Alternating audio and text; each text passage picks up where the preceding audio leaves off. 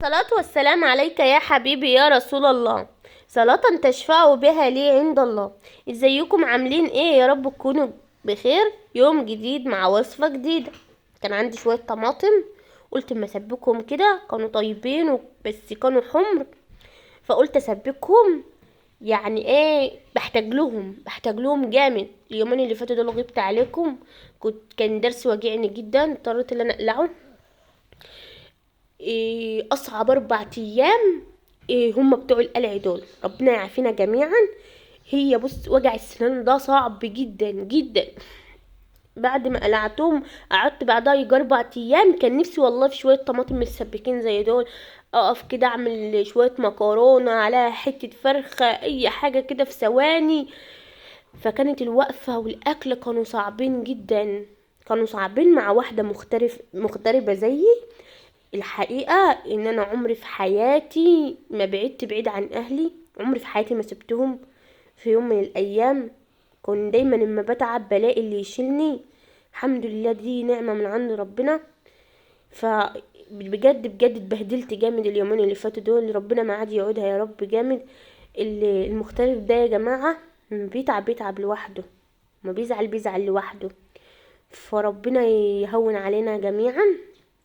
الحمد لله، انا دلوقتي احسن بكتير كتير الحمد لله. شكرا لكل الناس اللي سألت عليا، ما تحرمش منكم ابدا.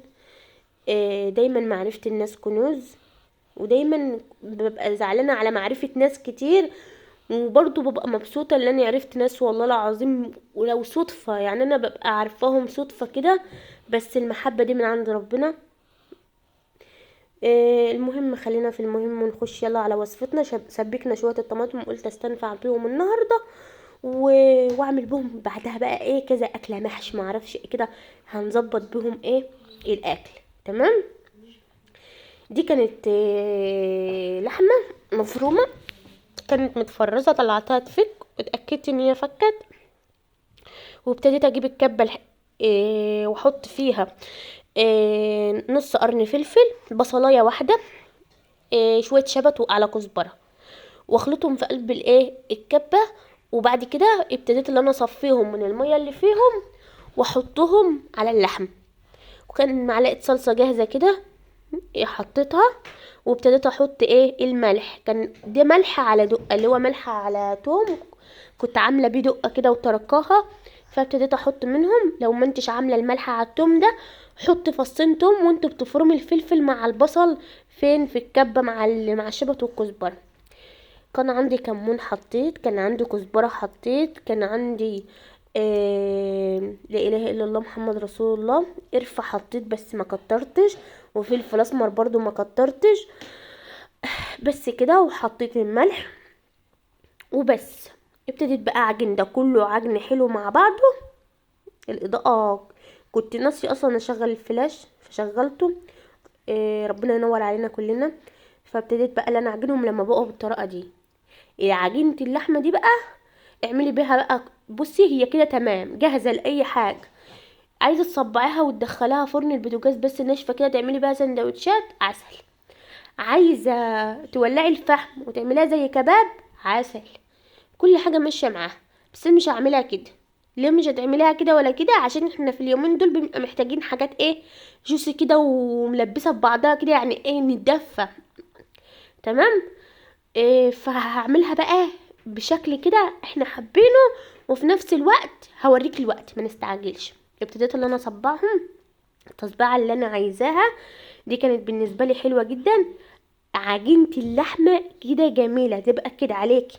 اما تيجي تخلطي البصلايه في الكبه، بلاش تحطيها بميتها، صف الميه منها، والله ما هينقص من طعمها اي حاجه، هيها الطعم. تمام. شوفي منظر العجينه عامل معاكي حكايه حكايه حكايه. ابتدي بقى انا اولع البوتاجاز واحط الطاسه بتاعتي، احط معلقه زيت على معلقه سمنه، ما كترش الزياده لان اصلا اللحمه بيبقى فيها نسبه دهون. وانا هشمع اللحمه دلوقتي. يعني ايه اشمعها؟ يعني هديها تحميره بسيطه من الجهادي ومن الجهادي. تمام. تمام. هبتدي بقى اديها الصدمه بتاعتها او التحميره بتاعتها او التشميعه بتاعتها اللي اي مسمى ولا مصطلح انت بتحبي اللي انت تقوليه، وهبتدي اللي انا احطها وبس. على كده دي اول خطوة في اللحم. زي ما قلتلك، اللي عجينة اللحمة الاولانية بالتطعيمة اللي انا عملتها في الكبة دي كفيلة تعملي بها اي وصفة. يعني انا بقدم لك كذا وصفة في وصفة واحدة، يعني هي مش وصفة واحدة النهاردة، ده كذا وصفة، تعتبر كذا وصفة. ولعي اي حاجة عندك، عين بوتاجاز، ولعي فحم زي ما قلتلك، اعمليها باي طريقة. بس خلطة اللحمة اللي انا عملتها ببهاراتها بكل حاجة انا عملتها جميل. شوية التسبيكة تسبكم بقوا زي العسل. هبتدي احط الطاسة على عندي لاني بحبها بصراحة، يعني سريعة وبتنجز معايا. البوتاجاز ده بيشلني بسيبه بقى لما عاوزة ألدن رز، اعمل حاجة كده قدامي ساعتين 3. فكده يعني مشكلتي الوحيدة اللي انا مفيش عندي صبر، يعني ببقى عايزة اخلص الحاجة في ثواني واطلع. الوقفة الكتيرة دي بتتعبني، فاهماني؟ وهي الوقفة الكتيرة زي الوقفة القليلة، فالواحد بيدور على اي حاجة تريحه. ربنا يسهلها بس ويفرجها، وانا اشوف في بوتاجاز عينه سريعة شوية كده اجيبه باذن الله. المهم حطيت كبشتين من التسبيكه اللي انا مسبكاها تمام التمام. حطيت شويه شبت على كزبره، وهحط عليهم كوبايتين ميه. ده اول دور طلع من الكفته، ده التشميعه اللي انا عايزاها. ودول شويه التسبيكه اللي انا عايزاهم اهو. هبتدي احط عليهم كوبايتين ميه واظبط الملح بتاعهم قوي، واللحمه واخده ملحها والتسبيكه هتاخد ملحها، يبقى كده الاكل مظبوط. اللي انا عايزه اوصله لك واقوله لك، اي اكل بتعمليه حتى لو هو مركب على بعضه او هتحطي حاجه على بعضها، اظبطي كل حاجه لوحدها. ما تستنيش يعني لو اللحمه عدبه مثلا، يعني انا لو اللحمه دي عدبه و... والميه إيه... وقصدي التسبيكه مظبوطه، عمرها ما هتظبط طعم. هاتي شويه ميه لاخوك يا ردين، عمرها ما هتظبط طعم. تمام. فلازم كل حاجه مظبوطه لوحدها. لو كل حاجه مظبوطه لوحدها الطعم هيبقى مظبوط. لكن لو حاجه مظبوطه وحاجه مش مظبوطه مستحيل. ليه؟ لان اللحمه دي الملح داخل جوه اللحمه، ملح داخل جوه اللحمه من جوه، فاهماني؟ انا عجنتها بملحها بحالها. يا ريت تكون الفكره وصلت او الرساله وصلت. المهم ابتديت ان انا احط كبشتين الطماطم، احط كوبايتين الميه، احط عليهم ملحهم واظبطهم. كنت مقطعه شويه بطاطس رفيعين كده حطيتهم عليهم، نص قرن فلفل، جزرايه، وحطيت ده كله. هسيب ده كله ياخد ويدي كده مع نفسه قبل ما احط الكفته. ده ضروري ضروري ضروري، يعني اسويها نص تسويه. والكفته اصلا مش شماعه، مش هتاخد حاجه، فاهماني؟ فابتديت اللي انا ده لوحده وده لوحده بس ده شوفي انا بوريكي منظر الكفته. هي خلاص مش شماعه، يعني لو خدت هتاخد على النار 10 دقايق. اتاكدت ان البطاطس كده استوت تمام. هبتدي اسقط فيها، هي ما استوتش، هي 3/4 سوا.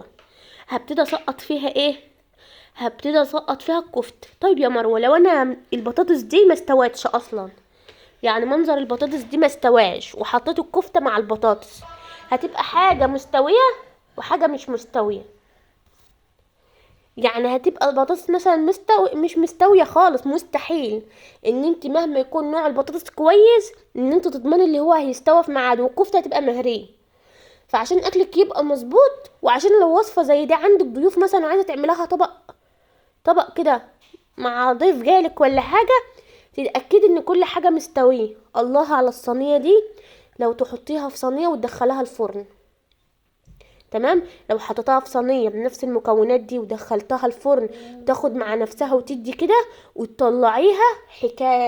حكايه وصفات شهر رمضان باذن الله هتبقى اجمل واجمل. ربنا يريح بالنا جميعا ونعمل احلى حاجه في الدنيا. والله يا جماعه النفس اللي تعمل، يعني مش طول ما انت مرتاحه البال الحمد لله هتعملي وهتنجزي في حياتك وهتنجحي. طول ما انت قلقانه من حاجه، تعبانه من حاجه، ما نفسيتك تعبانه من حاجه، عمرك ما هتعرفي تنجزي حاجه. فربنا يريح بالنا جميعا يا رب ويصلح حالنا، اللهم امين.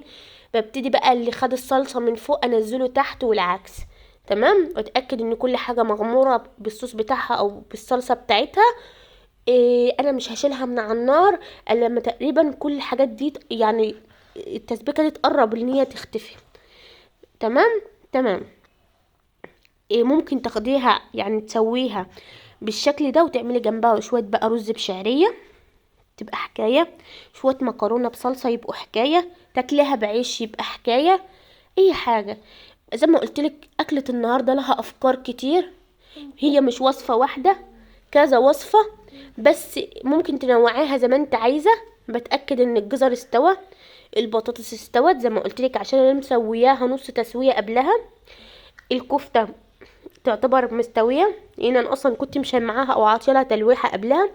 دي وصفة النهاردة سهلة بسيطة، يا رب تعجبك. لايك وسبسكرايب وتعليق حلو، والسلام عليكم ورحمة الله.